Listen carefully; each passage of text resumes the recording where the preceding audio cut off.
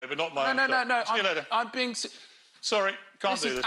A year ago today, I was forced to leave a job that I loved at the peak of its success for having the audacity to express an honestly held opinion. Well, he's back. Look out, Meghan and Harry. Piers Morgan has triumphantly returned to television. After you just saw he justifiably left Good Morning Britain over a year ago with some controversy. I'm Adrienne Batra with Brian Lilly and Brad Hunter.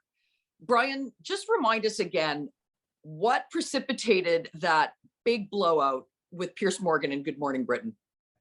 Well, Piers Morgan had some tough words for Meghan Markle after her big Oprah interview, where she, essentially went unchallenged, making a lot of different claims, including, questions about the race of her child from members of the royal family, claims about how difficult her mental health was. And Piers Morgan looked at some of that and said he didn't agree with it. This is a 2-hour trash-a-thon of our royal family, of the monarchy, of everything the Queen has worked so hard for. Well, that, of course, you couldn't do. You can't question people when they say that they are victims. And so there was a heated exchange. He walked off the set. And he has decided that he's going to continue to be outspoken. And I think that's what led to this new show. He is now paired up with the super genius of Rupert Murdoch to bring an uncensored version of Talk TV. And here's how he describes what it will be about. So I'm delighted to now be returning to live television with a new primetime show whose main purpose will be to cancel the cancel culture which has infected societies around the world. I want it to be a platform for lively, vigorous debate, for newsmaking interviews, and that increasingly taboo 3-letter word, fun. I also want it to annoy all the right people. I'm Piers Morgan, Uncensored. Brad, Rupert Murdoch is known all around the world to run towards controversy. He recognizes talent. He really leans in to someone that maybe has been cast aside by everybody else. But he's made a few $1 billion along the way, recognizing that being the other side of the voice and telling the other side of the story is a pretty good place to be. So someone, you've worked for the Rupert Murdoch companies and you've been in their New York Post newsroom. This is a man who clearly understands how to sell, and he understands branding. So is this a good sort of professional marriage? It's a beautiful marriage, Adrienne. I mean, Piers Morgan is a product of Rupert Murdoch initially. He was at 28. He was editor of the largest English language paper in the world, the News of the World at the time, the now defunct News of the World. But, both Murdoch and Piers Morgan are classic tabloid men. There's nothing they like better than going after hypocrites and torching them and having as much fun as possible with it. I don't think he's going to change. I mean, he described Harry in a recent thing he put up on his Twitter page as po-faced, sanctimonious, virtue signaling hypocrite. And that is the key to the genius of the British tabloids.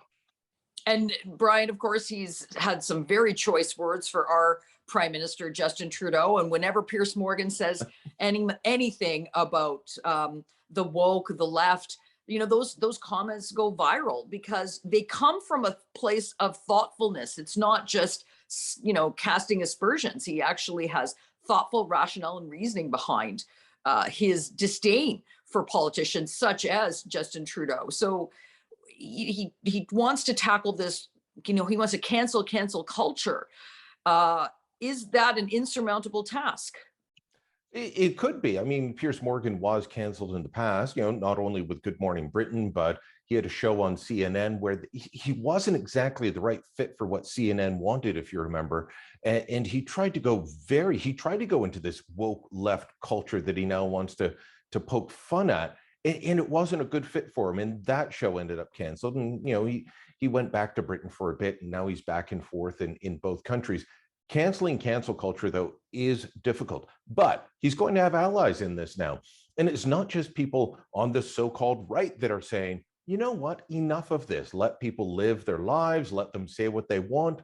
It's people like Russell Brand, who's very far left, believes in socialism, the actor. And he's got a popular online presence as well. He's saying the same thing. Bill Maher in the United States is saying a lot of the same things, and also looking at Trudeau and starting to question him.